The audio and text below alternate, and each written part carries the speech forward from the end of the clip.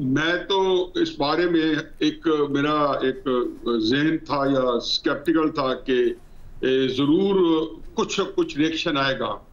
मैं किसी और एंगल से सोच रहा था। मेरा ख्याल था कि ये में सब कुछ जो हुआ है मेरे नज़दीक आज भी हुआ है, तो मैं इसको तो सऊदी अरब और इज़राइल के जो ताल्लुकात बन रहे हैं ये उसके तनाज़ुर में देखता हूँ। मुझे अंदाजा है और उसकी पूरी कॉम्प्रिहेंशन है कि अरब दुनिया के अंदर इजराइल के खिलाफ मैसेज के अंदर इतनी नफरत है कि आप तस्वर नहीं कर सकते। आप उनका डीएनए भी तब्दील कर दें तो इजराइल की नफरत खत्म नहीं होती।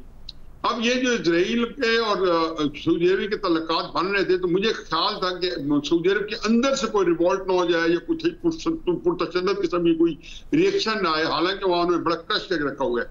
ये देखें ये कब से शुरू हुआ इसका मामला, ये होगा किसी ना किसी लेवल पे तो हमेशा होगा, क्योंकि सऊदी अरेबिया के एक उसकी पोजीशन अमेरिका के सामने अजीबोगरीब है। उसकी सारी इकोनॉमी, उसकी पॉलिटिक्स, उसका सारी उसकी सिक्योरिटी वो अमेरिका के जो है उसके कहना चाहिए कि उसके मुताबिक इस्तेमाल की गई है।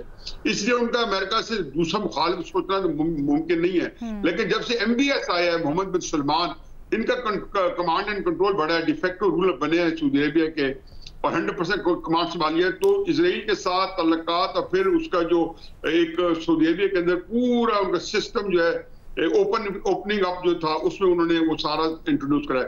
तो ये उस तनाज़ुर में मुझे लगता ही है कि अब ये चीजें इससे पहले उन्होंने कोशिश की कि UAE एक्सेप्ट कर ले, फिर रिएक्शन देखने की कोशिश की।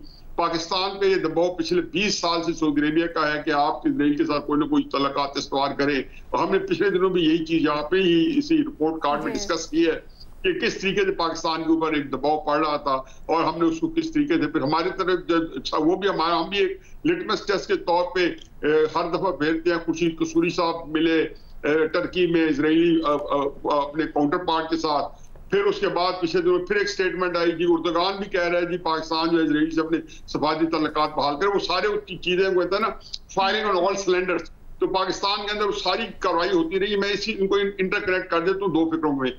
तो ये वो उसके तनाज़ुर में पाकिस्तान सऊदी अरब का ख्याल था कि ये पाकिस्तान जैसा मुल्क कर लेगा, अगर UAE कर लेगा, उसके बाद कतर कुवैत इनसे करवा के और मेरे लिए आसान हो जाएगा, फिर मेरे लोगों के लिए एक्सेप्टेबिलिटी के फिर लोग जो है समझेंगे कि फेट अकम्प्ली है, इसमें कोई हमारे पास अब चॉइस नहीं रही थी, अब हम ये करने।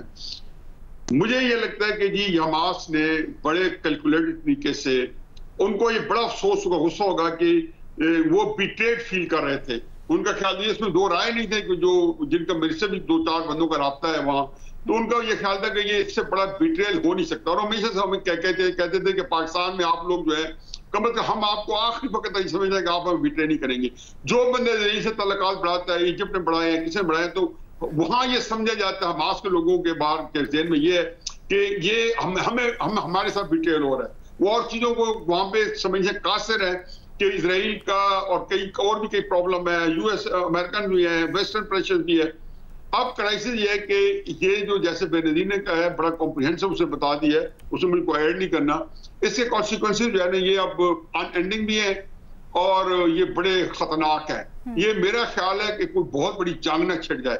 इसमें ये तो जरूर है कि सऊदी अरेबिया नहीं कूदेगा, सऊदी अरेबिया चाहेगा कि उसकी ईरान के साथ जो रिप्लेसमेंट हो रही है उनको मौका मिला है, उसको आगे चलाने की कोशिश करें। अमेरिका है जो या इजराइल है जो ईरान के ऊपर को मुलवस करेंगे, वो कहेंगे कि जी हिजबुल्लाह भी इसमें मुलवस है, ईरान भी मुलवस है। अब देखेंगे 2-3 दिनों में इजराइल ने स्टेट ऑफ वॉर डिक्लेयर कर दिया। उनके प्राइम मिनिस्टर की तकरीर मैंने सुनी है जिसमें उन्होंने कहा कि कैबिनेट मीटिंग के बाद उन्होंने